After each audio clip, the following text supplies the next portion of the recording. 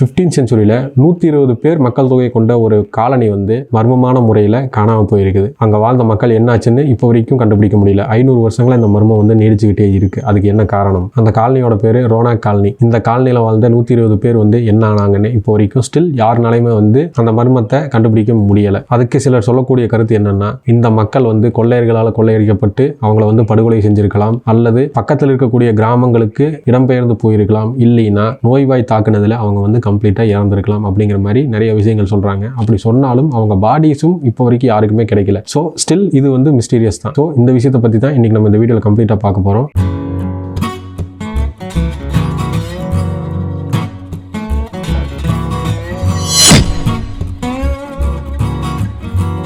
வணக்கம் நண்பா, IMA Tamil channel உங்களை வரவேற்கிறேன். இன்றைக்கி நம்ம என்ன டாபிக் பார்க்க போகிறோம்னா, 15th செஞ்சுரியில் அமெரிக்காவில் ஒரு காலனி, அந்த காலனியில் வாழ்ந்தவங்க 120 பேர் வரைக்கும் இருந்திருக்கிறாங்க. அந்த 120 பேரோட கதி என்னன்னு இப்போ வரைக்கும் யாருக்குமே தெரியாது. அந்த 120 பேரும் மர்மமான முறையில் மாயமாயிருக்கிறாங்க. ஒரு காலனியே வந்து காணாமல் போயிருக்குது அப்படின்னு சொன்னால் உங்களால் நம்ப முடியுதா? எஸ், கண்டிப்பாக அப்படி ஒரு விஷயம் நடந்திருக்கு. இது ஹிஸ்ட்ரியில் இப்போ வரைக்கும் ஒரு மர்மமான விஷயமா நீடிச்சுக்கிட்டு இருக்கு. அப்படிங்கிற விஷயத்தை தான் இன்றைக்கி நம்ம இந்த வீடியோவில் ஃபுல்லாக கம்ப்ளீட்டாக பார்க்க போகிறோம். இந்த வீடியோ ரொம்பவே இன்ட்ரெஸ்டிங்காக இருக்கும். ஸோ ஸ்கிப் பண்ணாமல் பாருங்கள். இந்த மாதிரி மிஸ்டீரியஸான இன்ட்ரெஸ்டிங்கான டாப்பிக்கை நீங்கள் ரெகுலராக வாட்ச் பண்ணணும்னா நம்ம சேனலை சப்ஸ்கிரைப் பண்ணுங்கள். சப்ஸ்கிரைப் பண்ண கையோட ஆளுங்க நோட்டிஃபிகேஷன் கொடுத்து வச்சுக்கோங்க. அப்போ தான் நம்ம போடக்கூடிய எல்லா வீடியோஸும் உங்களுக்கு உடனுக்குடன் வந்து சேரும். நீங்களும் மிஸ் பண்ணாமல் எவ்ரி வீடியோஸையும் பார்க்க முடியும். ஸோ இப்போ வாங்க, அந்த காலனி எது, அமெரிக்காவில் என்ன நடந்துச்சு, அந்த காலனி வந்து மர்மமான முறையில் காணாமல் போகிறதுக்கு என்ன காரணம் அப்படிங்கிற எல்லா விஷயத்தையும் ஒன் பை ஒன் நம்ம ஸ்டார்டிங்லேருந்து பார்ப்போம். ரோனாக் காலனி அப்படின்னு சொல்லப்படக்கூடிய ஒரு காலனி வந்து 15th செஞ்சுரியில் 120 பேர் மக்கள் தொகை கொண்ட அந்த காலனி மர்மமான முறையில் காணாமல் போயிருக்குது. இன்ஃபேக்ட் அந்த காலனியை வந்து கண்டுபிடிச்சு காலனியாக உருவாக்குனதுக்கு அப்புறமா 2 வருஷம் தான் வந்து அந்த காலனியும் காலனியில் வாழ்ந்த மக்களும் இருந்திருக்கிறாங்க. அதுக்கப்புறமா அவங்க கதி என்ன ஆச்சுன்னு இப்போ வரைக்கும் யாருக்குமே தெரியாது. எக்ஸாக்டாக சொல்லணும்னா 1585 1585 கட்டப்பட்ட இந்த காலனி 1587 கம்ப்ளீட்டா அந்த காலனி இருந்தாலும் அந்த காலனியில் வாழ்ந்த 120 மக்கள் என்ன ஆனாங்கன்னே கண்டுபிடிக்க முடியல. ஸ்டில் இன்னைக்கு வரைக்குமே இது வந்து மர்மமான ஒரு விஷயமா தான் நீடிச்சுக்கிட்டு இருக்கு. ஸ்டார்டிங்ல 1578 வருஷம் ராணி எலிசபெத் I அப்படிங்கிறவங்க ஒரு அறிக்கை கொடுக்குறாங்க. அந்த அறிக்கை என்னன்னா, கிறிஸ்துவ மதத்தால் உரிமை கோரப்படாத இடங்களை கண்டுபிடிச்சு அந்த இடங்களை இங்கிலாண்டோட கட்டுப்பாட்டுக்கு கீழே கொண்டு வரணும் அப்படிங்கிறது தான் அந்த உத்தரவு. இந்த உத்தரவு குவீன் எலிசபெத் I கொடுத்ததுக்கு அப்புறமா அங்க இருக்கக்கூடிய முக்கியமான பொறுப்புல இருக்கக்கூடியவங்க தேட ஆரம்பிக்கிறாங்க. அப்படி தேடும்போது நிலப்பரப்பை முடிச்சு கடல் பரப்புக்கும் போறாங்க. கடல் பரப்புல தீவுகள் மூலமா ஏதாவது மக்கள் வாழக்கூடிய பகுதிகள் கண்டுபிடிக்க முடியுமா அப்படிங்கிற மாதிரியான விஷயங்களை அவங்க வந்து தேடுற முயற்சிகளையும் ஈடுபடுறாங்க. அப்படி தேடும்போது 1584 வருஷம் கேக் பியர் அப்படின்னு சொல்லப்படக்கூடிய ஒரு நிலப்பகுதியை வந்து கடல் வழியா பயணிச்சவங்கள ஒருத்தர் வந்து கண்டுபிடிக்கிறாரு. இந்த இடத்த கண்டுபிடிச்சவர் வந்து யாருன்னு கேட்டீங்கன்னா பெர்னாண்டஸ். அவரோட நினைவாக தான் அந்த இடத்துக்கு போர்ட் பெர்னாண்டஸ் அப்படின்னு கூட அழைக்கப்படுது. இந்த பெர்னாண்டஸ் என்ன பண்றாருன்னா, அங்க வாழ்ந்த மக்கள் வந்து பழங்குடியின மக்கள் அப்படிங்கிறதுனால அவங்களோட வாழ்க்கை முறை என்ன, அவங்க வேறு ஏதாவது மக்கள் கூட தொடர்புல இருக்காங்களா, இல்ல வெளி உலகத்து கூட தொடர்புல இருக்கிறாங்களா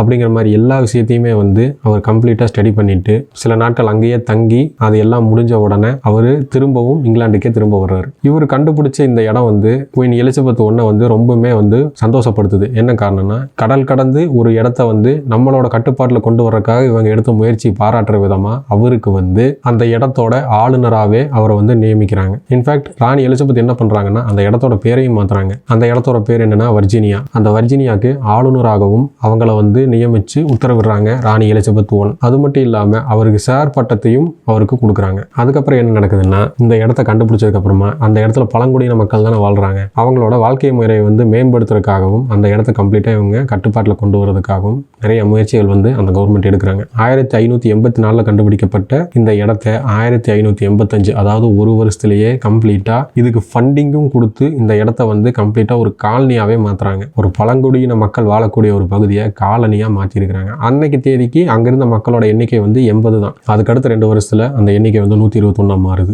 இந்த ஒரு வருஷத்துல இந்த இடத்த வந்து பில்ட் பண்ணாங்க அப்படின்னு சொன்னோம் இல்லையா, அந்த ஒரு வருஷம் அந்த இடத்த பில்ட் பண்ணும்போதும் சரி, அதுக்கப்புறமா இருந்த 2 வருஷமும் சரி, இந்த இடத்துல வந்து நிறைய பிரச்சனைகளை வந்து இவங்க சந்திச்சாங்க. எந்த மாதிரி பிரச்சனைகள்னா, உணவு பற்றாக்குறை, நோய் தாக்குதல், அது மட்டும் இல்லாம அங்க இருக்கக்கூடியவங்களுக்கு இடப்பற்றாக்குறை அப்படின்னு நிறைய விஷயங்களை வந்து அவங்க வந்து ஃபேஸ் பண்ண வேண்டிய ஒரு கட்டாயத்தில் இருந்தாங்க. பட் இருந்தாலும் அது எல்லாத்தையும் ஃபேஸ் பண்ணி அந்த இடத்துல வந்து காலனியும் பில்ட் பண்ணி அங்கே வந்து மக்களை வாழ வச்சிருக்காங்க. அதுக்கப்புறமா சில அரசியல் காரணங்களால் அங்கே இருக்கக்கூடிய சர் வால்டர் வந்து என்ன பண்ணுறாருன்னா அந்த இடத்துல இருந்து இங்கிலாந்துக்கு புறப்பட்டு போயிடுறாரு. போனதுக்கப்புறமா சரியா இந்த காலனி ஆரம்பித்து 2 வருஷம் கழிச்சு 1987 ஒரு குழு வந்து இந்த இடத்த ஆராய்ச்சி பண்ணுறதுக்கு வர்றாங்க. அப்படி வர்ற அந்த குழுவுக்கு ஒரு மிகப்பெரிய பேரதிர்ச்சி நடந்ததுன்னு தான் சொல்லணும். ஏன்னா அவங்க தான் வந்து இந்த காலனியில் யாருமே இல்லை அப்படிங்கிறத வந்து முதல்ல ரிஜிஸ்டர் பண்ணுறாங்க. அவங்க என்ன சொல்கிறாங்கன்னா அவங்க இந்த வர்ஜீனியா அப்படிங்கிற இந்த கடல் பரப்போட கடல் எல்லைக்குள்ளே வரும்போதே இந்த காலனியில் வந்து யாருமே இல்லை அப்படிங்கிறத வந்து பார்த்துருக்குறாங்க. இருந்தாலும் உள்ளே போவோம் அப்படின்னு சொல்லிட்டு அவங்க வந்து இறங்கி அந்த காலனிக்குள்ளே போகும்போது அந்த காலனியில் இருக்கக்கூடிய எல்லா விஷயங்களும் சாதாரண நிலையில்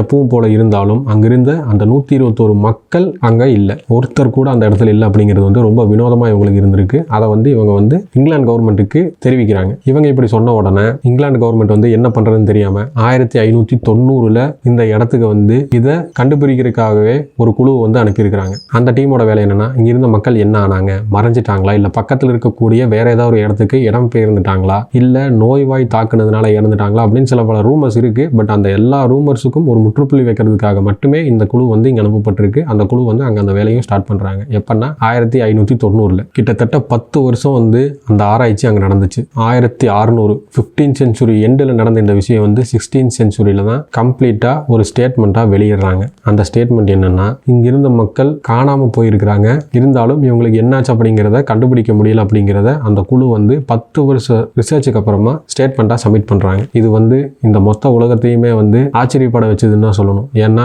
120 பேர் காணாமல் போகிறது அப்படிங்கிறது உண்மையிலேயே ஒரு விசித்திரமான வினோதமான ஒரு விஷயம். அதுக்கு இப்போ வரைக்கும் முடிவு கிடைக்கல அப்படின்னா அதுவும் வந்து ஒரு வினோதமான விஷயம் தான். 1586 அங்கே வந்து ஒரு தொற்று நோய் பரவனதாகவும் அந்த தொற்று நோயால் தாக்கப்பட்டு அவங்க வந்து இறந்திருக்கலாம் அப்படின்னு ஒரு சிலர் வந்து சொன்னாலும் இந்த குழுவோட ஸ்டேட்மெண்ட்ல என்ன சொல்லியிருக்கிறாங்கன்னா தொற்று நோய் பரவுனது உண்மைதான், ஆனால் தொற்று நோய் பரவி இறந்திருந்தாங்கன்னா அவங்க உடல்கள் கிடைச்சிருக்கணும். அந்த உடல்கள் யாருதுமே அங்கே வந்து கிடைக்கல, அதனால நோய்வாய்ப்பட்டு அவங்க இறக்கலை அப்படிங்கிறதையும் அவங்க வந்து தெளிவாக சொல்கிறாங்க. இன்னும் சிலர் என்ன மாதிரி கேள்வி கேட்குறாங்கன்னா அந்த வர்ஜீனியாவுக்கு பக்கத்தில் இருக்கக்கூடிய ஊர்களுக்கும் கிராமத்துக்கும் அங்கே இருக்கக்கூடிய மக்கள் வந்து இடம்பெயர்ந்து போயிருக்கலாம் அப்படிங்கிற மாதிரி சிலர் கேள்வி கேட்டாலும் அதுக்கு அந்த குழு சொல்லக்கூடிய பதில் என்னன்னா அந்த மாதிரி பக்கத்தில் இருக்கக்கூடிய எந்த கிராமத்துக்கும் யாருமே போகலை. சுற்றி இருக்கக்கூடிய எல்லா பகுதிகளுக்கும் நாங்கள் இந்த 10 வருஷத்தில் கம்ப்ளீட்டாக போய் சர்ச் பண்ணிட்டோம். பட் அங்கே வந்து ஒருத்தர் கூட இந்த காலனிலேருந்து போனவங்க யாரையுமே ஒருத்தரை கூட இப்போ வரைக்கும் கண்டுபிடிக்க முடியல. ஸோ இந்த காரணத்தினால அவங்க வந்து பக்கத்தில் இருக்கக்கூடிய கிராமங்களுக்கு போயிருக்க வாய்ப்பு கிடையாது அப்படிங்கிறதையும் அந்த குழு சொல்கிறாங்க. இன்னும் சிலர் கேட்கக்கூடிய கேள்வி என்னன்னா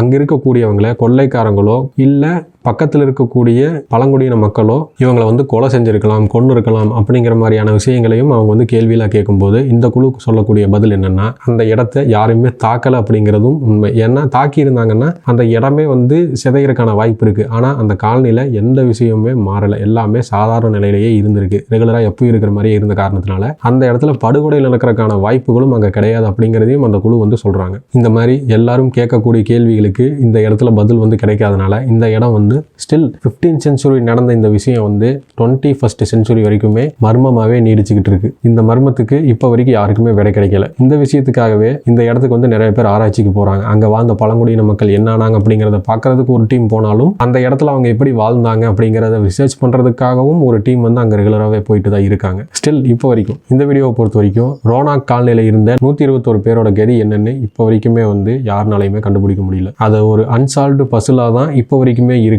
அதுக்காக கேட்கக்கூடிய கேள்விகளுக்கும் சொல்லக்கூடிய பதில்களும் என்னென்ன அப்படிங்கிற எல்லா விஷயத்தையும் நம்ம இந்த வீடியோவில் வந்து கம்ப்ளீட்டாக பார்த்துருக்கோம்னு நினைக்கிறேன். இந்த காலனியை பற்றி நீங்கள் என்ன நினைக்கிறீங்க அப்படிங்கிறத கமெண்ட் செக்ஷனில் சொல்லுங்கள். இந்த வீடியோ உங்களுக்கு பிடிச்சிருந்துச்சுன்னா லைக் பண்ணுங்கள், உங்கள் ஃப்ரெண்ட்ஸ் அண்ட் ஃபேமிலி எல்லாருக்கும் ஷேர் பண்ணுங்கள். இதே மாதிரி இன்ட்ரெஸ்டிங்கான டாபிக் இன்ட்ரெஸ்டிங்கான விஷயங்களை தெரிஞ்சுக்கணும்னா நம்ம சேனலை சப்ஸ்கிரைப் பண்ணுங்கள். சப்ஸ்கிரைப் பண்ண கையோட ஆளுங்கிற நோட்டிஃபிகேஷனை கொடுத்து வச்சுக்கோங்க. அப்போ தான் நம்ம போடக்கூடிய எல்லா வீடியோஸுமே உங்களுக்கு உடனுக்குடன் வந்து சேரும். ஸோ இதே மாதிரி இன்ட்ரெஸ்டிங்கான மிஸ்டீரியஸான டாப்பிக்கோட நெக்ஸ்ட் வீடியோவில் உங்களை சந்திக்கிறேன்.